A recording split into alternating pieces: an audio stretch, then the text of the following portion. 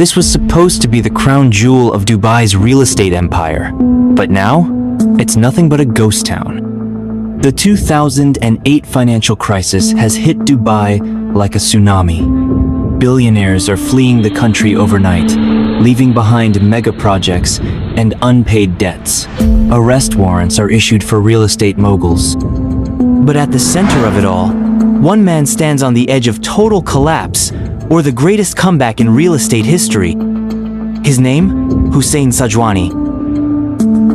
But before we talk about his survival, his empire, and his billions, we have to go back decades to a time when Dubai was just a small trading port, and Sajwani was just a kid working in his father's tiny shop.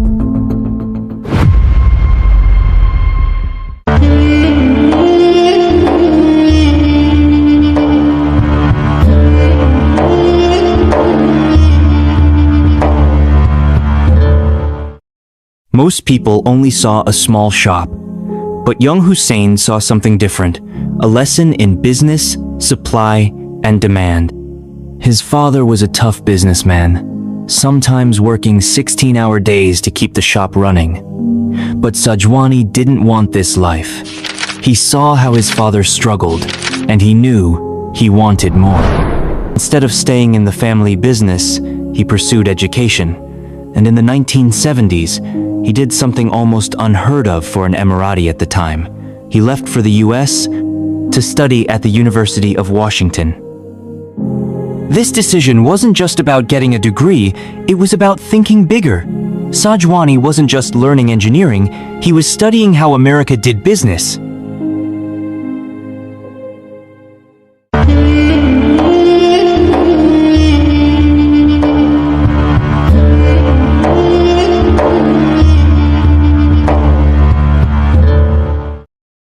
Fast forward to the 1980s, Sajwani is back in Dubai, and everyone expects him to take a safe government job like most locals.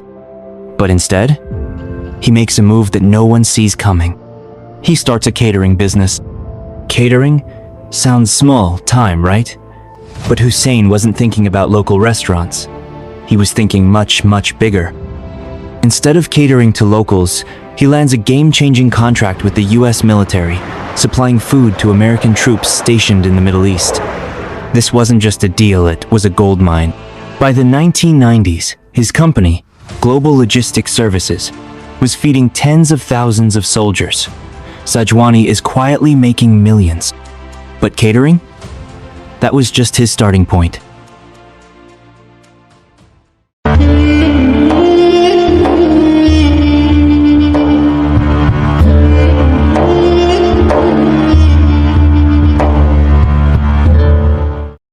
In 2002, the Dubai government announces a historic change.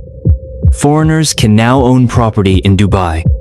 Most businessmen hesitate. What if the market isn't ready? But Sajwani doesn't hesitate for a second. He launches Damac Properties, and instead of building first, selling later, he flips the traditional model upside down. He sells luxury apartments before they're even built. No land, no towers. Just a vision and a sales pitch, and people bought into it fast. With slick marketing, celebrity endorsements, and crazy promotions like buy a penthouse, get a free Lamborghini, Damac's projects sell out within hours. By 2008, Damac was at its peak. Luxury towers, global expansion, and billion-dollar deals. But then, everything collapses.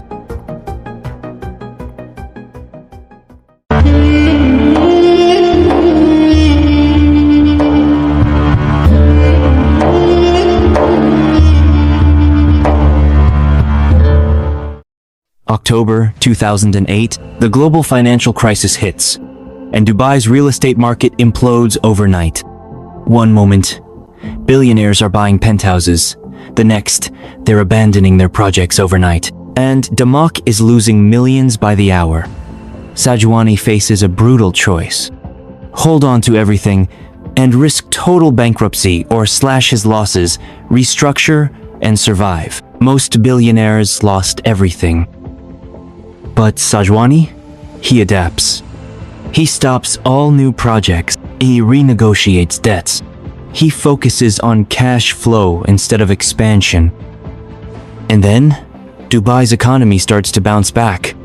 The UAE government steps in with massive bailouts and stimulus packages. Foreign investors return. Confidence in Dubai's real estate starts to rebuild. By 2012, the city is rising again, and so is Sajwani.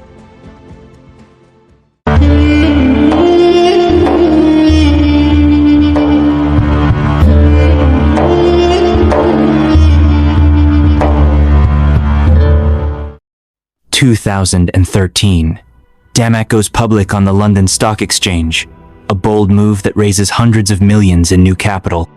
Overnight, Hussain Sajwani becomes a billionaire again. But this time, he's playing smarter. He expands to London and partners with global brands like Versace and Bugatti for luxury towers.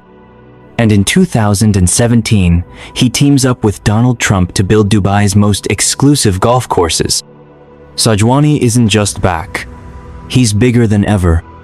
And in 2022, he makes another genius move. He steps down as chairman of Damac, taking the company private again. Why?